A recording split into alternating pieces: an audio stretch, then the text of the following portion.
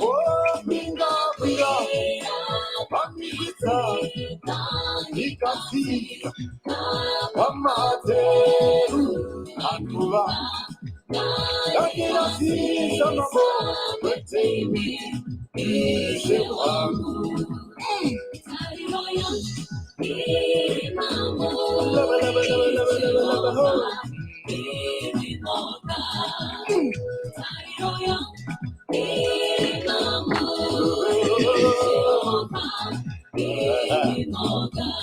Oh, minga pia, pamita, baba, nikasi, pamate, akuba.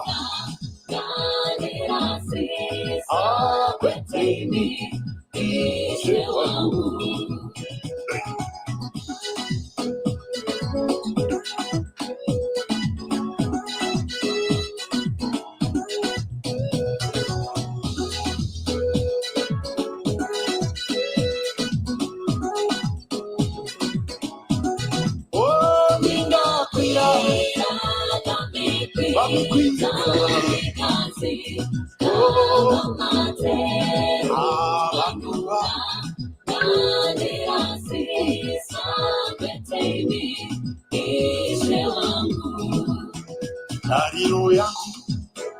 Irimamuri baba Jehovah imimboga ruvimbo rwaho rurimamuri Yesu rekaiku isi yaje baba ingakwira amikwita yakakura ingatika amateru arinyore iminare yangu utisiro wangu Jehova ije wangu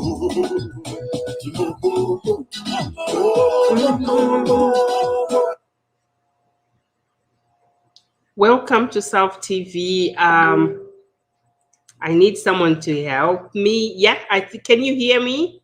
Can someone tell me if our sound is okay? I'm trying to add Rev Toggie Chivaviro here. So whilst we're trying to work that out, I'm going to be playing his music.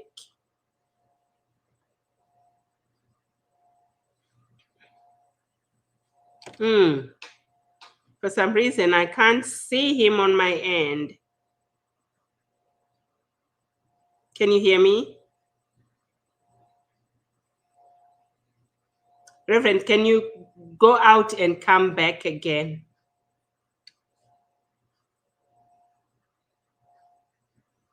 Okay.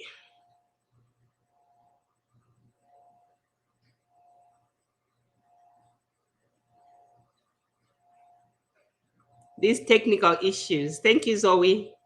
Thank you. So in the meantime, whilst I wait for him to come back, I'm gonna be playing his music. I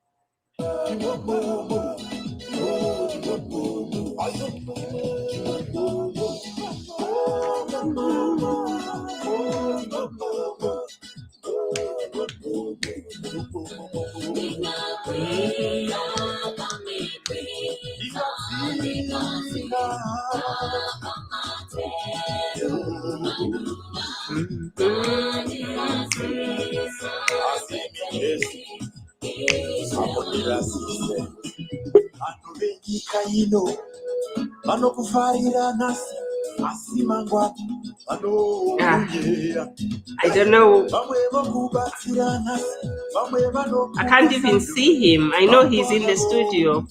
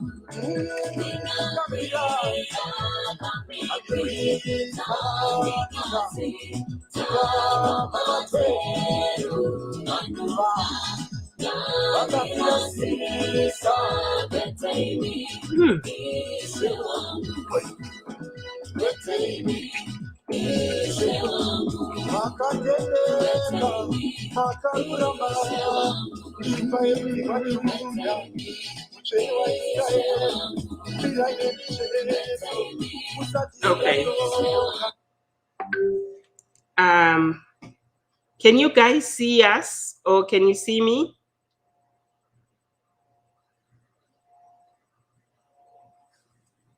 Let me check my Facebook.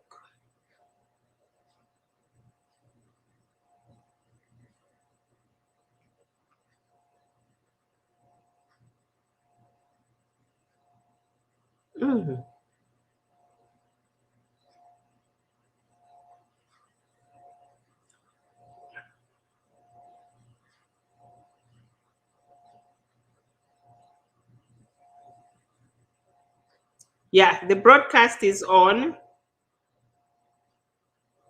but my guests are failing to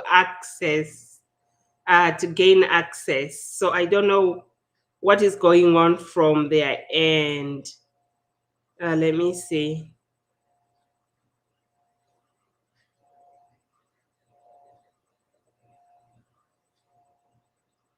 I can't hear him.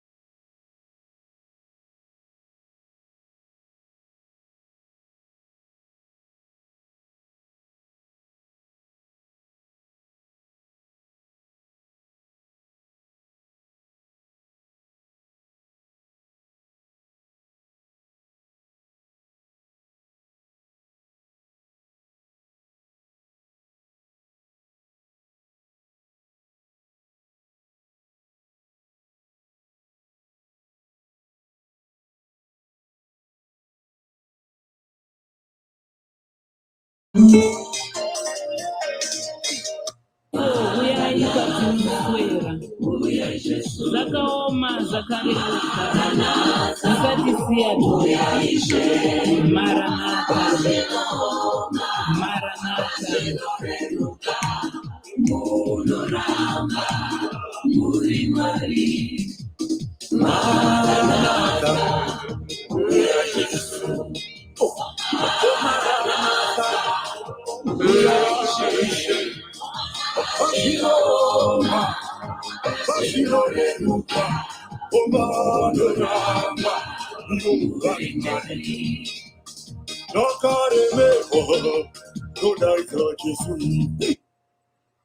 Reverend Chivaviro is facing some technical issues, but I think he'll be with us soon. It's just trying to see if we can use the different gadget. But in the meantime, let's just enjoy his music.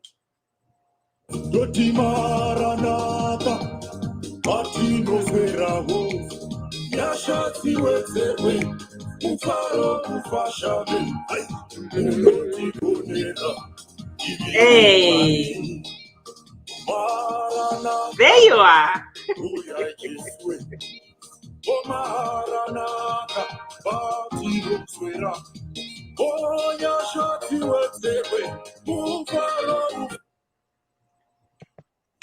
Thank you so much, Reverend Chivaviro, for coming to South TV.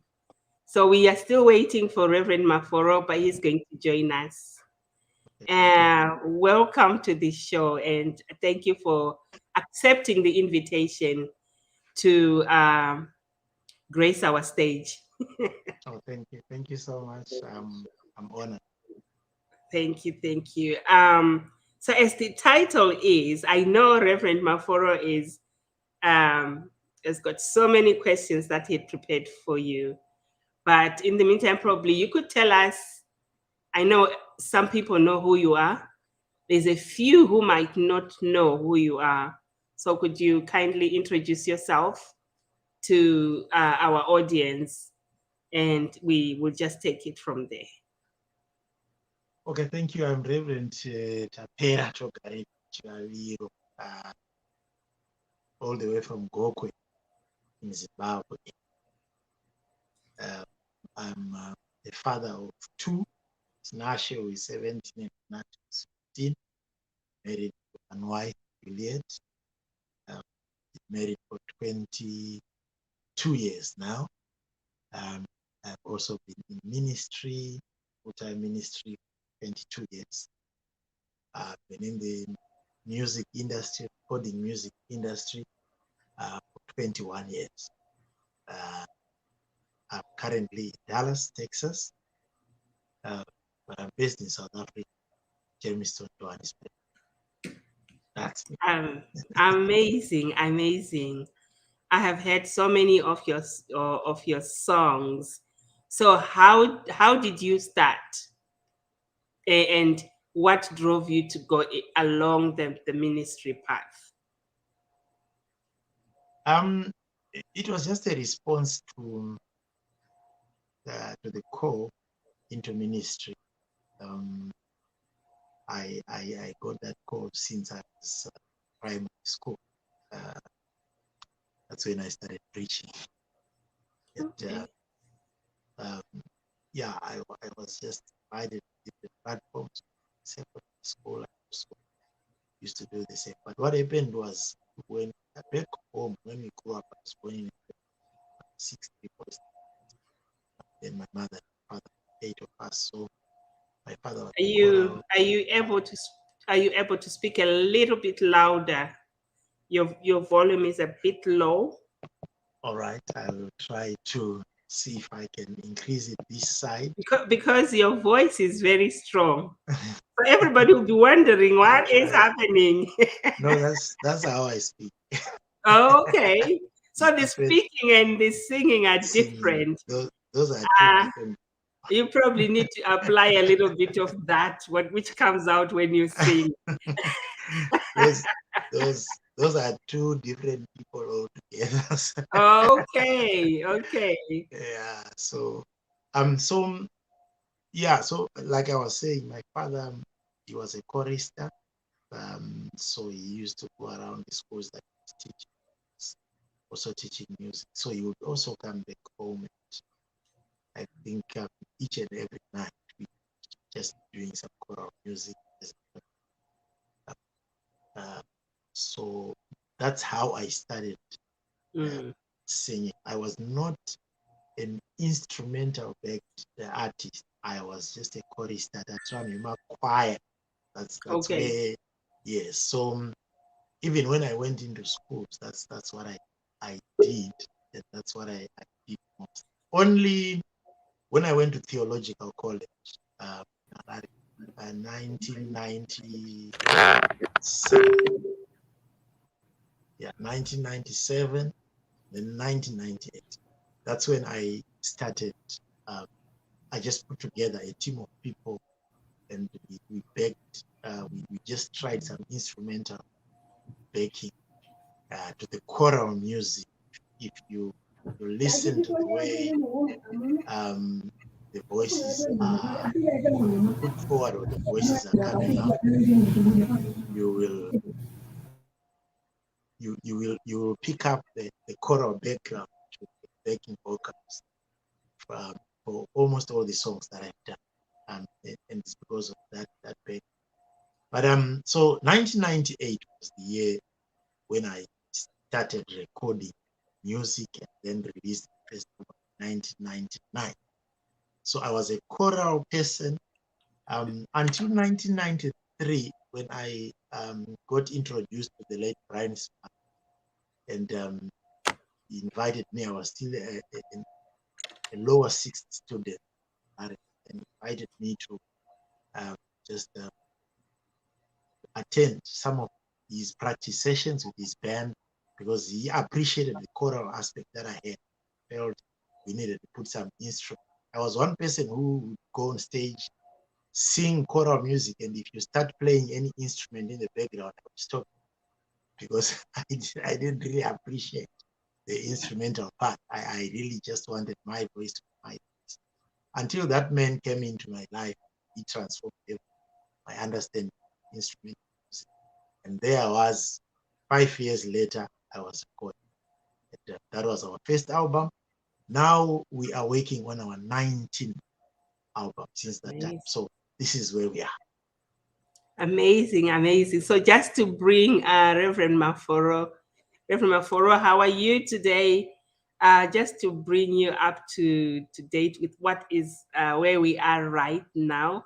I have just asked Reverend Chivaviro to introduce himself and to tell us how he started. So I am going to give you the floor. And yes, welcome, welcome. Okay, for me, thank you so very much. Magadin Fundis. So blessed to have you, and also to appreciate you for who you are. You are an illustrious person. You work hard to build ministry, to help people to appreciate, just to appreciate art, and especially the art of music. I think that when people, see people like yourself, they begin to appreciate the value that is in this music. But I think that for me as a person, I enjoy the music, so I have an appreciation of your music as music. But, there are times when I just need your music to minister to me. So I think that you have been describing the journey of penetrating the music industry. I think I am going to ask for someone who skipped or missed some of the things. I just wanted to hear from you, because what I just heard was the journey of how you got to where you are today, where you now have the 19th album. In fact, the last few days, I listened to the upcoming song. And I just wanted to bring in a perspective that dissect the business part of music and the ministry part of music. How do you strike a balance between those two? Because I think you and I could list a number of people who had the talent, the gift, the passion, but maybe did not balance well with the business aspect. How has this been for you? Yeah, I think firstly I need to bring in this aspect of before I get to the balance. People also need to understand that there are two types of musical artists. There's the professional musical artist, and that is a person who is depending entirely on music, and music is all they do. That's their work. That's their career. And then there is just a passionate artist who is like me, and others. For us to understand those two differences, we need to go back to that, because I'm not a professional musician. I'm not a professional music artist. I use music as a tool to enhance the preaching of the gospel. I'm a pulpit minister. That's my work. That's what I've been called to do. But I have come to understand that even though I'm a pulpit minister, God has granted us different giftings to just help in the spreading of the message. Because if I stand behind the pulpit, I'm preaching to maybe 100 people, 500, 1,000 people. If I release a song, you will discover that most of the songs that I have written have come out of the messages that I have also preached on. I just pick on some of the songs that have made impact, some of the messages that have made impact, and then I turn them into songs. But those songs will travel faster and wider than me being on the pulpit. So I have songs and messages that have gone to people that I don't even know, and to places that I will never ever get to in this life. So what I have done is that the musical aspect is like a weapon. It's a tool that I'm capitalizing on as a gift from above to spread the word. So on the business side, I'm not that professional artist who will stand there and say, I'm running these websites, I'm running that, I'm doing shows, we're going out, I've got my band, and so of course I've got people that help me out as session artists when I'm doing live shows and stuff. But I'm not somebody who's doing that like 24/7. That's full time that I do.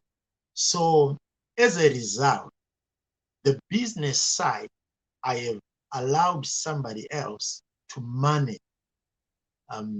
So there is somebody who manages the music, the business side of music, and that person is the one who runs, who's holding the ropes and running things where they're supposed to be done.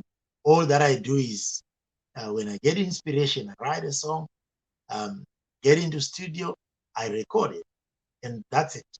The management then will come in and say, let's release this here, let's release that there, let's market this here, let's put this online. And so that has helped me in keeping those two things flowing at the same time, because I focus on the preaching side, the pulpit preaching side, pulpit ministry, whilst there are other people who manage the musical side of things.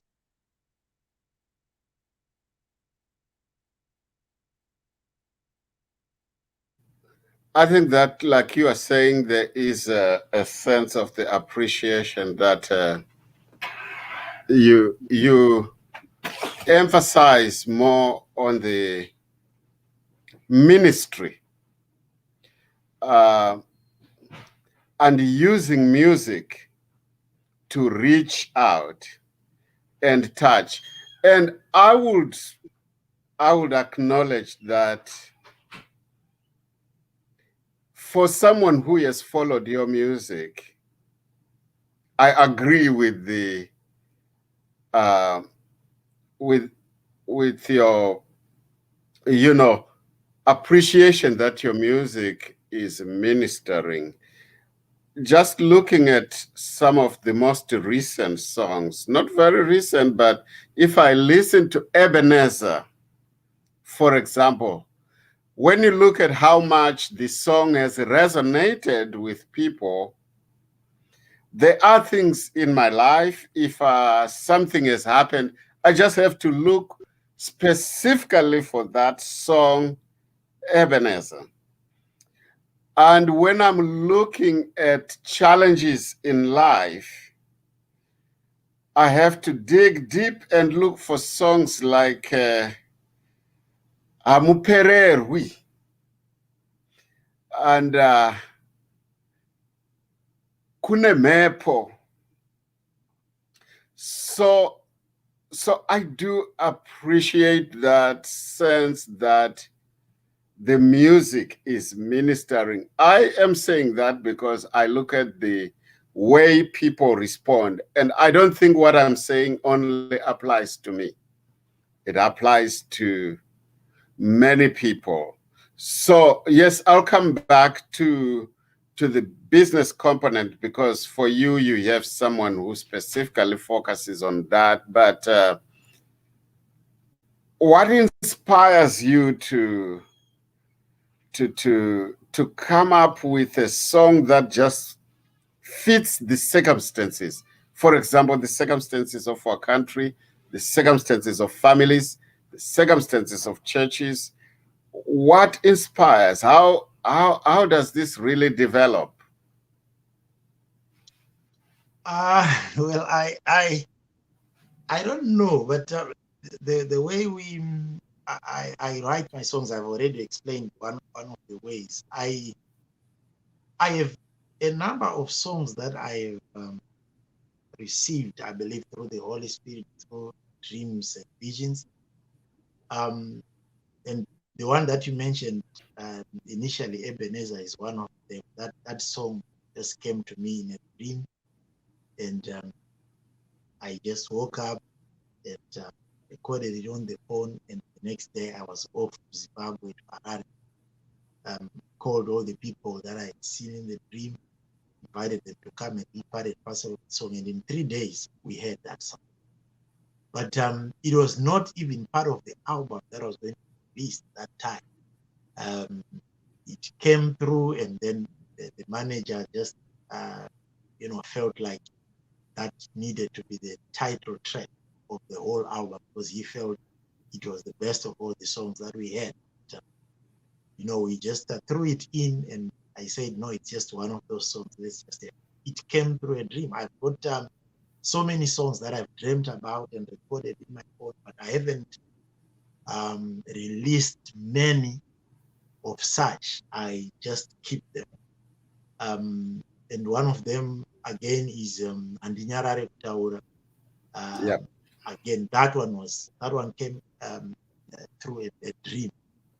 And the third one that came through a dream and I recorded was the latest one that we released at the beginning of this year, Kana Wakayambuka Tendamari. I even woke up the day I dreamt it, which was on the 20th of November last year.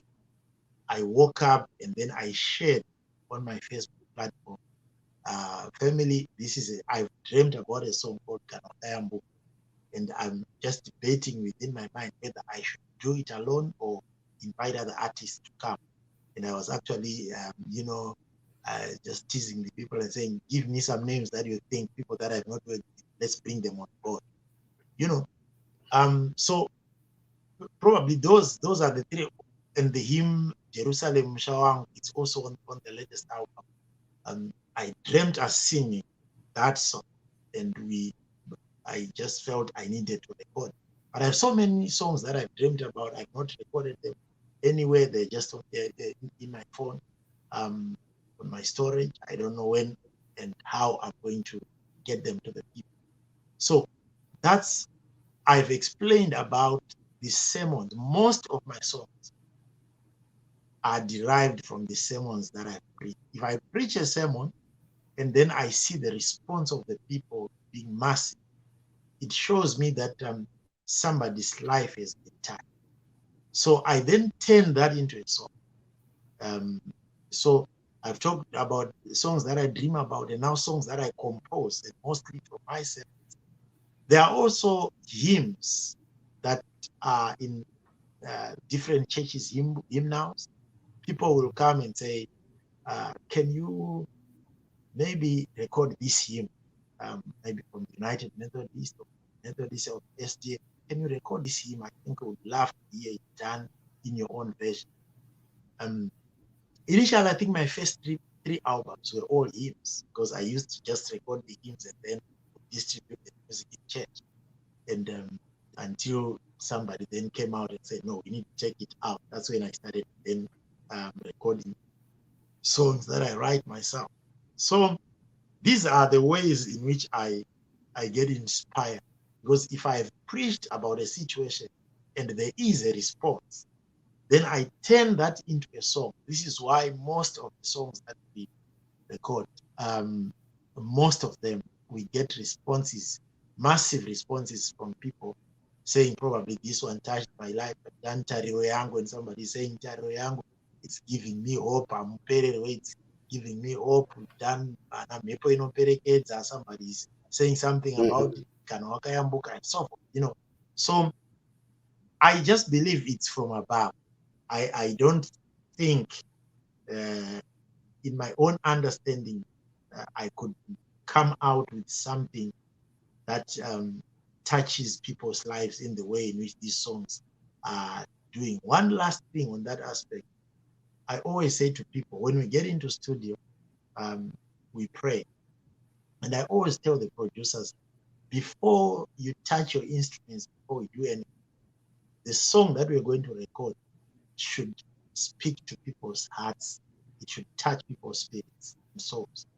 So we need to pray about it. There are times when I've recorded albums moments where I take maybe 2 to 3 days of prayer and fasting, and then we go into studio. Because I don't believe I'm an entertainer. I don't know, but I don't believe I'm an entertainer. I'm not gifted in that area. But I believe God has gifted me in the area of coming up with songs that can speak into people's situations, nations, people, communities, and inspire people in one way or the other. So it's more about the messages rather than the rhythms and the entertainment. Well, I would say the rhythm is good, though. The rhythm, I think you have seen people dancing, and I think actually today I saw one, maybe from last weekend, people dancing. I do dance. I don't dance regularly, but people know that when I listen to your music, I just need to get into that spirit. And I think that you have highlighted the source, and that is the inspiration from the Holy Spirit, the dreaming, the vision, then the sermon, whether it's sermon preparation or delivery, and the responses that you get, it helps to shape the song. And then, just that skill of writing. I have one other, something that I would like to mention here. One of my observations is that you have done extremely well collaborating with other artists, and that song Kanawaka Yambuka, I really loved how you brought in people like Alan Chimbetu and different people you got in there. I think Blessing Shumba, some that I don't know, but that's not the only time. I'm talking here about the power of collaboration, because I think there's power in collaboration, because you are not only sharing your gift, but you are bringing other people's gifts into the fold and sharing them as a community of musicians, if I may say that. Ebenezer itself was also a revelation of how much collaboration and what it does to the. How would you describe that process of gathering other people together to work on a common project? How does that process go? Yeah, I think when Ebenezer, the album itself was our number 10. So we've done 8 after Ebenezer.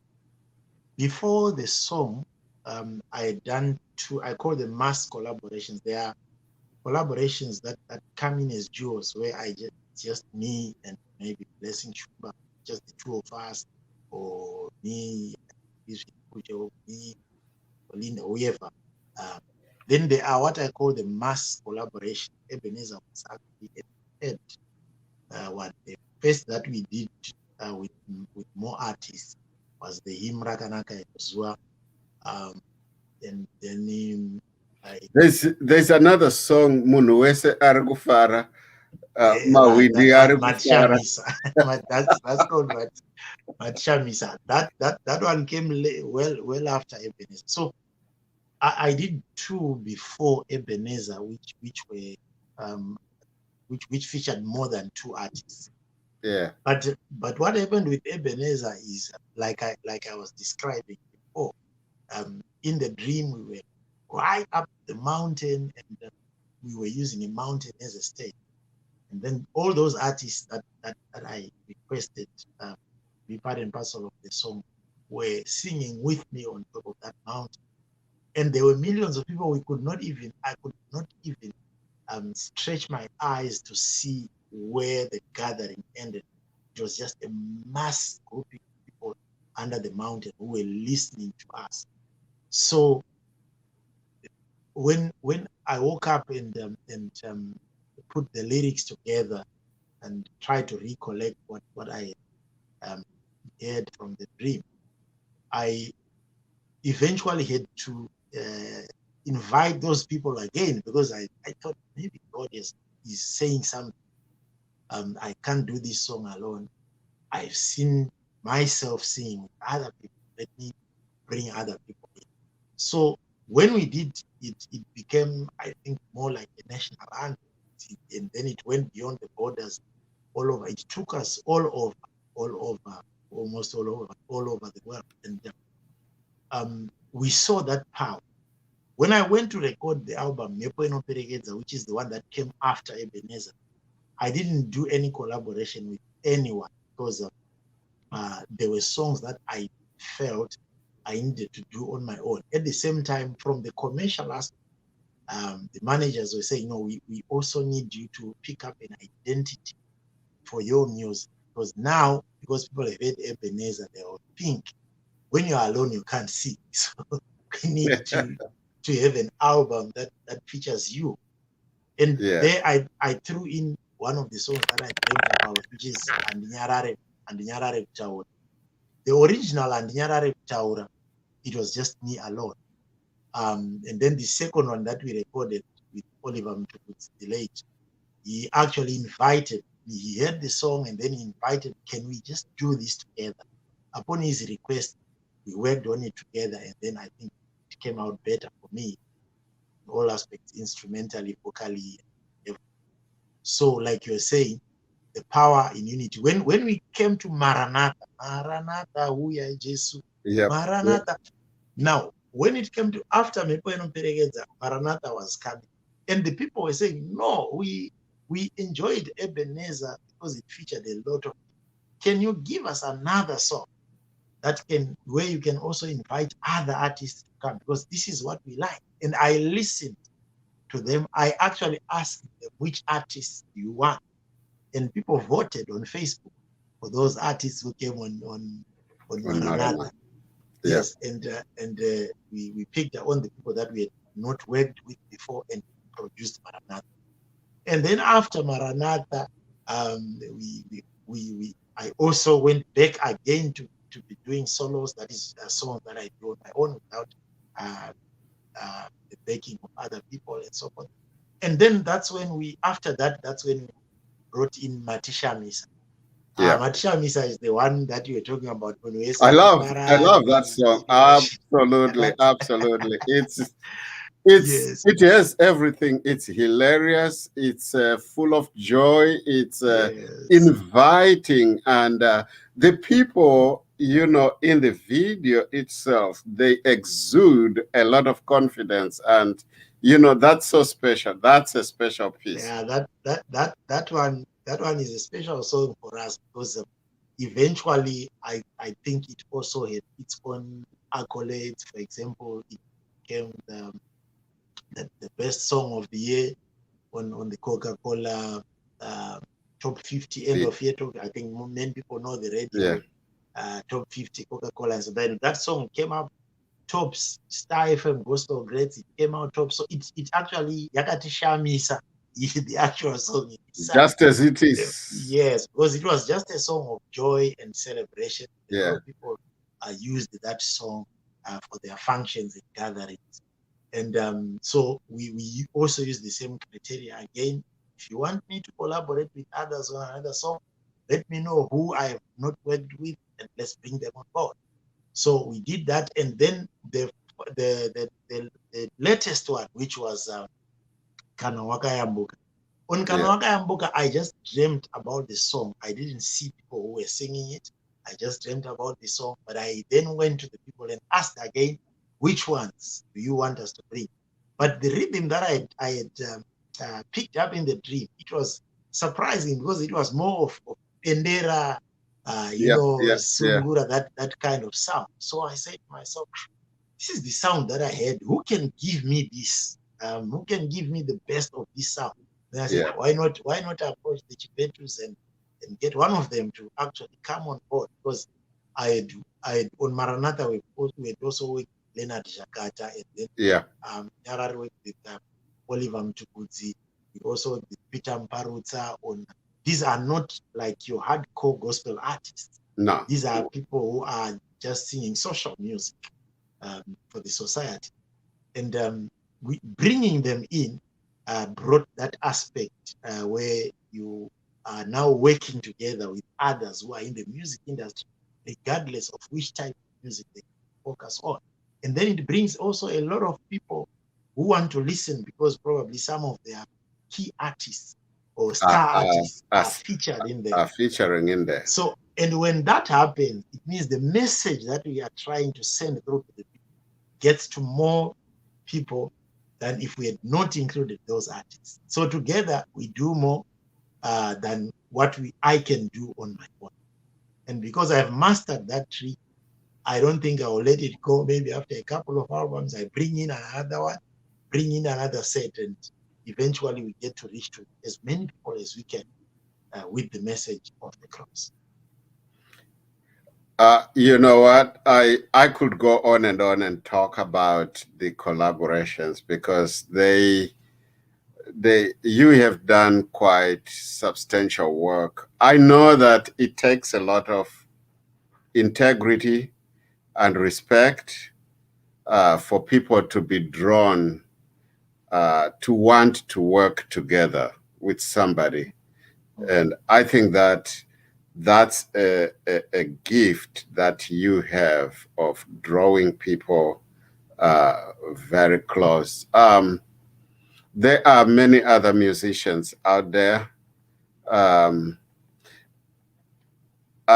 it's a huge, talking about maybe going back to business, it's a huge market that is many people, different genres, talking about the music industry in Zimbabwe.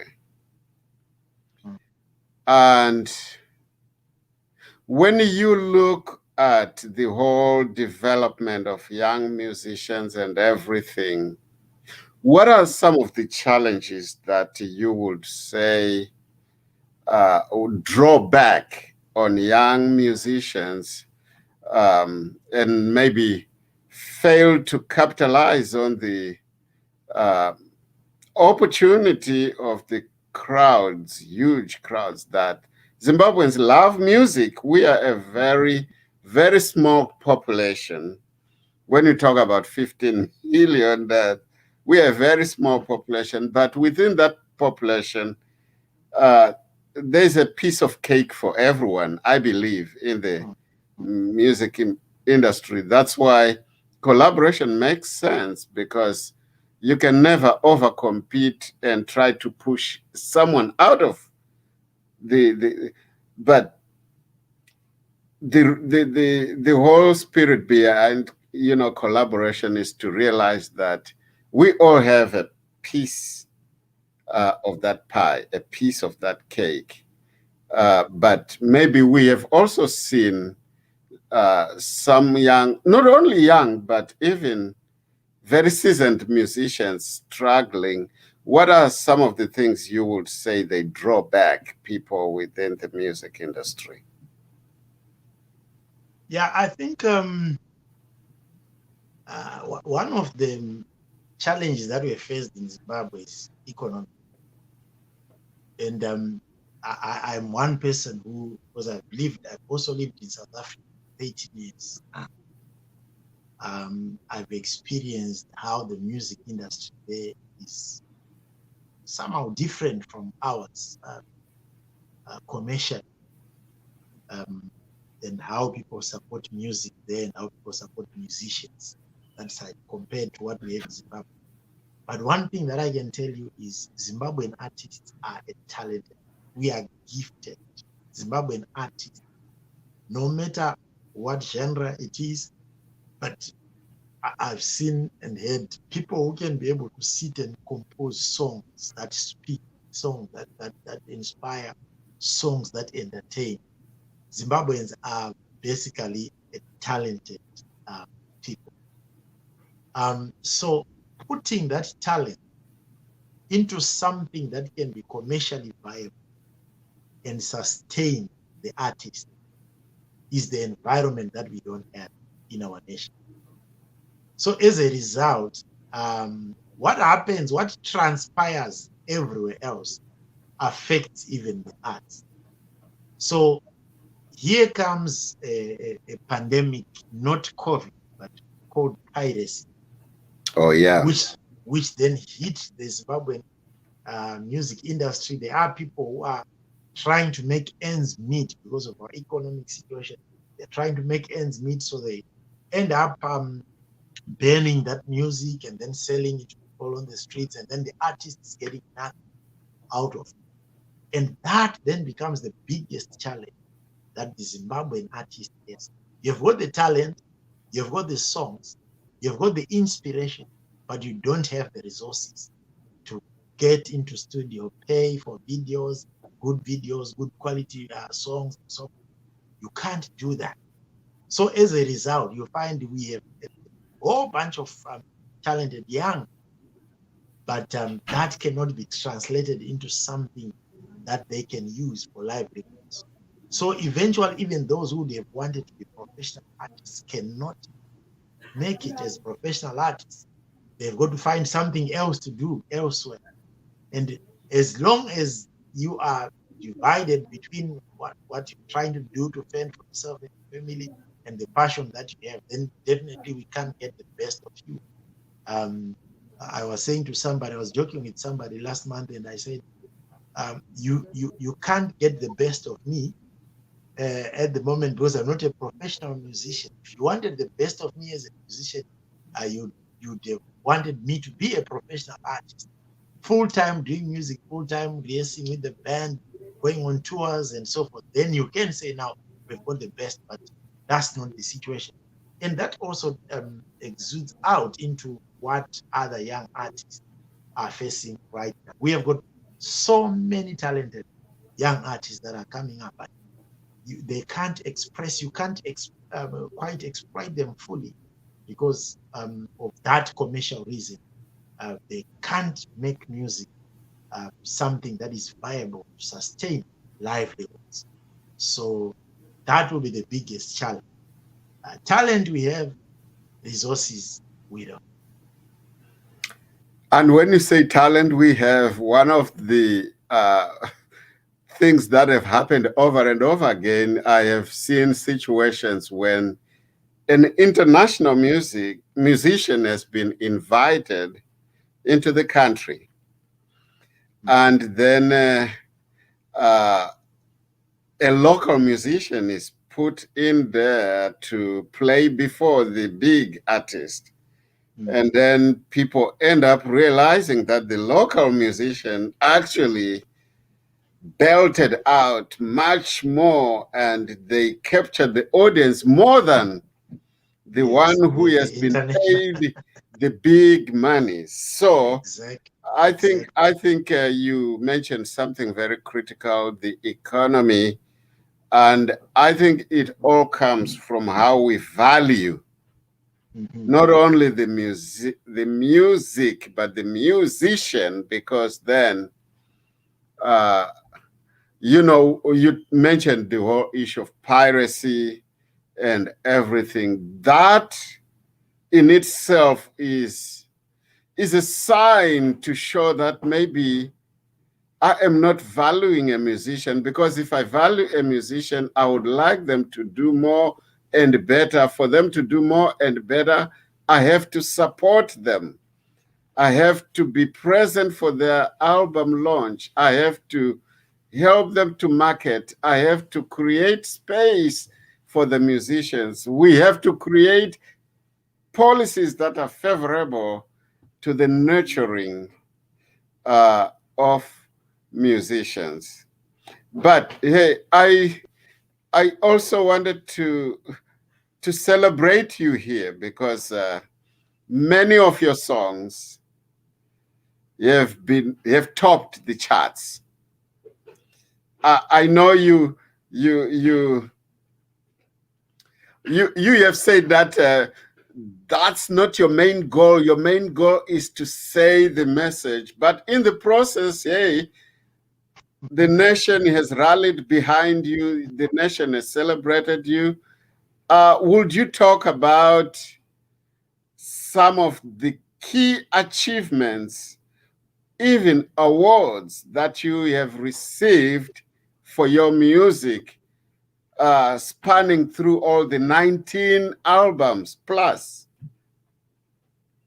Yeah, that's a tall order, because I wouldn't be able to name them one by one, each and every one of them, because there are so many. Yeah. But one thing that I can tell you is, we went 9 albums without that kind of recognition. When we got to Ebenezer, that's when things started coming, because that song and that album opened up so many doors for us. So we got local accolades, where you are listening to end of year radio station charts, and you find yourself on the first position in almost all of them. And then the awards, the Pemicans, like Gospel Music Awards, and you go there, you beg 4 or 5 awards, you're carrying them home. Then you go, yeah, so many. And then in some instances, some people just call you, we felt we need to appreciate you for this song or for that. And then regionally, go to South Africa, Kunana SABC, you are given the best collaboration. Then I think the biggest of them all was the Trumpet Africa Gospel Music Awards for the whole of Africa. And you get nominated for best traditional gospel song, and then you win the best collaboration in Africa. And these are platforms where you say to yourself, Lord, I didn't even think I would be in such a platform. So many nominations, so many awards, and so many things. I think we even can count and bring in church stands, personal housing stands, just being awarded to say, we love your music, we are giving you a stand to build a house. We love your music, we are giving you a stand to build a church. These are some of the achievements that have come through. Although music has not been something that I do full time, but God has been faithful. Of the songs that He has given us to give to the people, we have also received earthly rewards and earthly awards around the whole world. We have received from all over, even here. We have received from the UK. I can't name them one by one, but if you go to our display shelf at home in South Africa, it's full accolades and so many things. So you look at that and you say, God, I didn't deserve this because I'm not doing this full time. I'm just using this to get the word to the people. But God will say to you, even when people receive, they can also appreciate you. And we understand and we celebrate that. So those are some of the platforms and some of the places where we have been rewarded on earth for the music that we have been producing. And even right now, as I'm speaking to you, some of the songs are still in the charts. Even our latest releases are in the charts back home. And you just say to yourself, God, what is this? And God says, this is what happens when you remain faithful to what I've given you. Give. Someone sang and said, "Ndos noita nyasha." Amen. Amen. Yeah. Amen. My question here, if you're familiar with this program, once you see Monica on the screen, to me, it's just the same as a watch. So, but, you know, here's the question, and this is for you and your family, and congratulations. I know your son has also broke into the music, and he has already released some very special ones. But when you hear on a radio station or when you see on a television station Chivaviro music playing or whatever, how do you feel? Kuzwa song yenyu iri pa radio kana iri pa TV, how do you feel? The first time You play it. Yeah, the first time is my first ever song to be played on radio was called Peace, Hope and Love. And we had recorded it with some students at the United Theological College when we were in college. So when it was played on radio, the entire college, everything stopped. Oh man. You know, the whole vafundisi vese vakambobuda mumadhomu machiva munhu wese achinda kunoteerera karedhiyo kunzwa kuti song yedu iri kurira. It was so exciting, and you are getting phone calls from as far as back home in Gokwe, people calling tags about song yenyu ndimi here. You know, it was so exciting.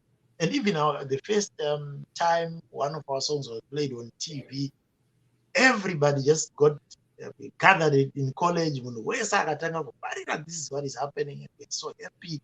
And you know, but what happens is with time, the excitement dies down, and you only get excited when you are breaking into maybe bigger platforms than you have broken into before.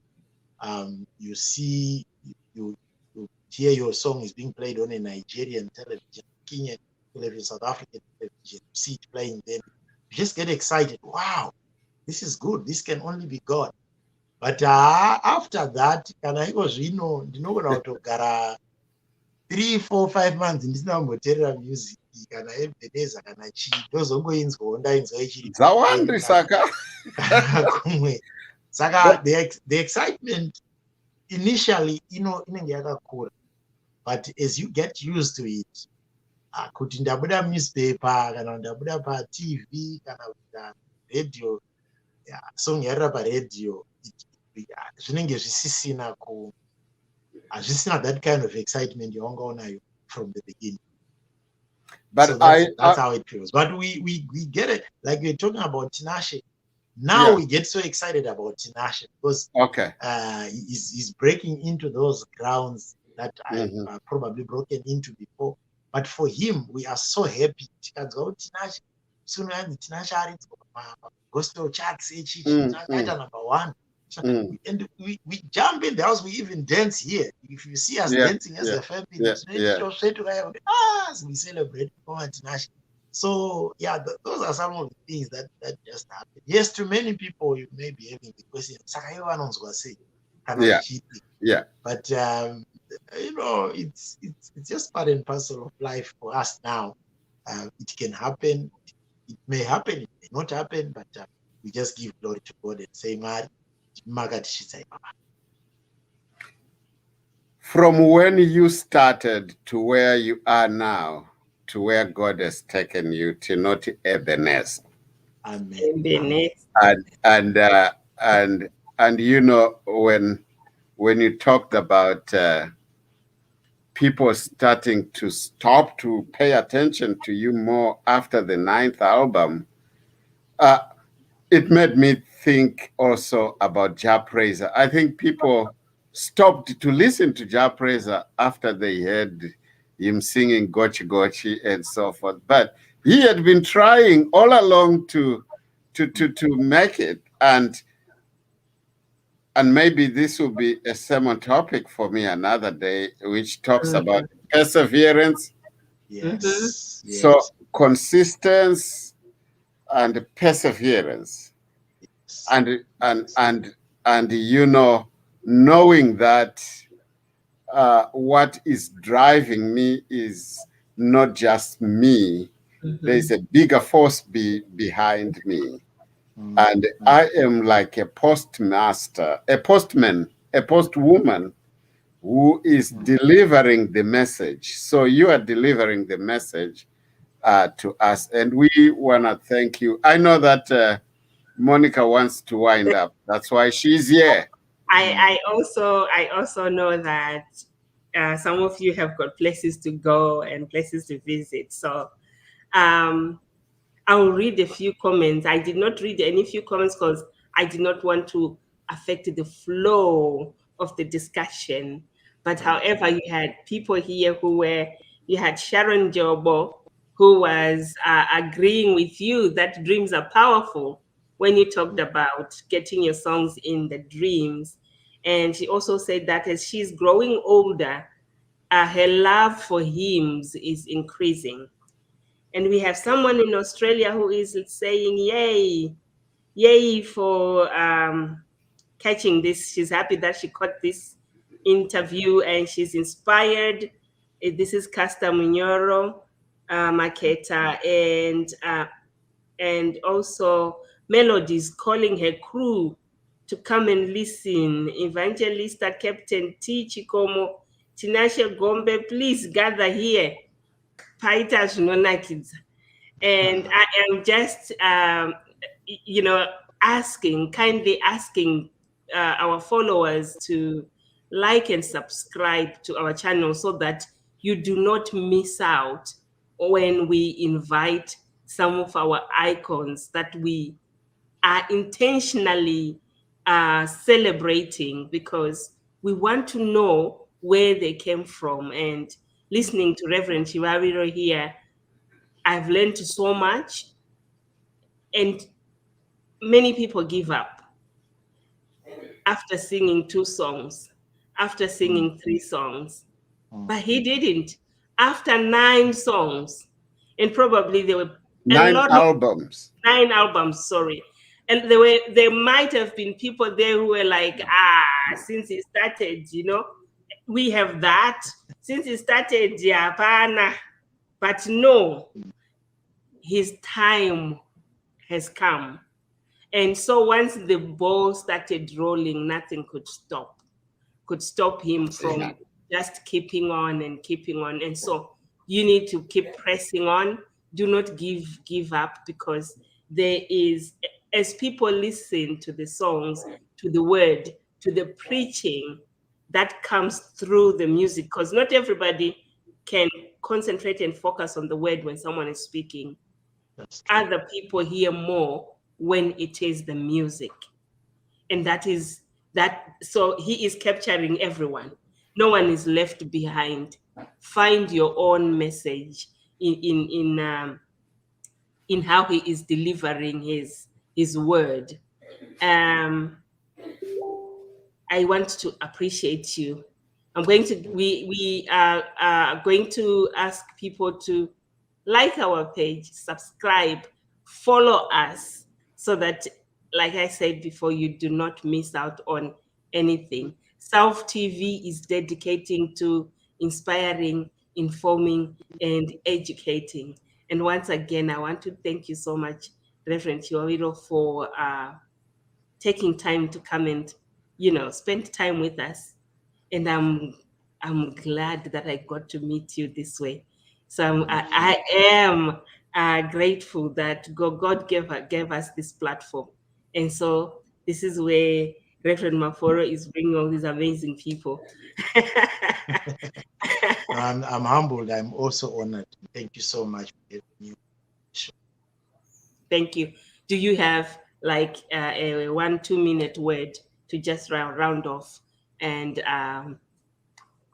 Yeah, let's not give up. Like Reverend Maforo was saying before, that will always be my parting shot all the time. Don't give up. Keep going. I'm a living testimony to that. Amen. Just keep doing what you're doing. As long as God has told you to do it, keep doing. And at the right time, your season also comes. And as long as you're doing it to please God, just know whether you have been sent, we are different. Our missions are different. Some have been sent to thousands. Some have been sent to millions. Some have been sent to dozens and tens. But some have been sent to individuals. So whatever you're doing, don't look at Reverend Chivaviro and say Reverend Chivaviro has got more than 50,000 followers, 100,000 followers, and so on. Look at what you're doing and do it to the best of your ability. God has assigned you to do it. He knows the audience.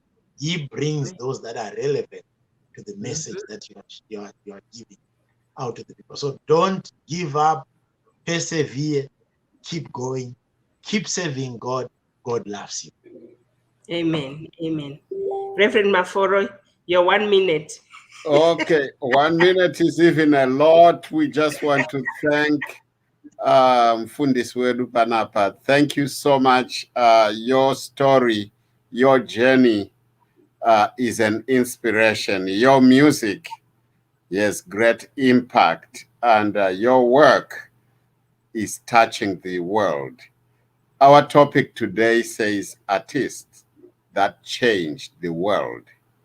What drives them? And that's what we have spent the last hour. All what we have said must tell someone that artists do change the world. And for you, you are primarily a preacher who changes the world. What drives you will drive another young person, will drive me, will drive others.